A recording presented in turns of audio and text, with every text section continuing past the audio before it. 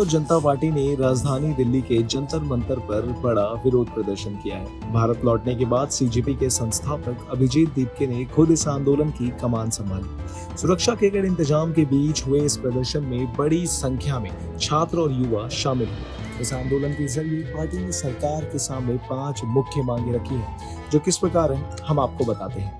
शिक्षा मंत्री का इस्तीफा और पारदर्शिता, यानी कि नीट, पेपर लीक और अन्य परीक्षाओं में गड़बड़ियों को देखते हुए केंद्रीय शिक्षा मंत्री धर्मेंद्र प्रधान के इस्तीफे की मांग की गई है, ताकि परीक्षा प्रणाली में विश्वसनीयता लौट सके।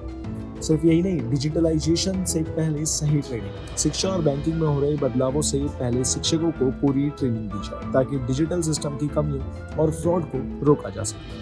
तीसरा, मणिपुर में शिक्षा स्वास्थ्य की बहाली। पिछले 3 सालों से मणिपुर के हालात खराब हैं। वहाँ प्रभावित हुए स्कूल कॉलेजों को फिर से सामान्य रूप से शुरू किया जाए।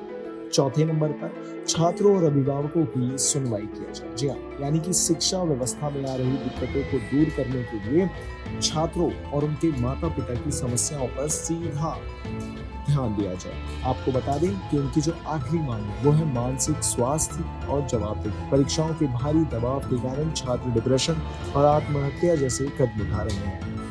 सरकार को छात्रों के मानसिक स्वास्थ्य पर ध्यान देना चाहिए और इसकी जवाबदेही तय करनी चाहिए। लेकिन अगर इन सबसे हटके हम सोचें कि क्या इन मांगों को पूरा किया जाना चाहिए या नहीं, तो आपको बता दें कि यदि निष्पक्ष नजरिए से देखा जाए तो इन मांगों को पूरा करना बेहद जरूरी भी लगता है। इसके पीछे कुछ ठोस वजह भी है। आपको बता दें कि छात्रों के भविष्य का जो सवाल है, भारत में हर साल करोड़ों युवा रात दिन एक करके प्रतियोगी परीक्षाओं जैसे कि नीट और जेईई की तैयारी करते हैं। जब पेपर लीक जैसी घटनाएं होती हैं तो युवाओं का पूरा सिस्टम से भरोसा उठ जाता है। देश के भविष्य को बचाने के लिए परीक्षाओं में पारदर्शिता लाना और दोषियों पर कड़ी कार्रवाई करना सरकार की पहली जिम्मेदारी होनी चाहिए।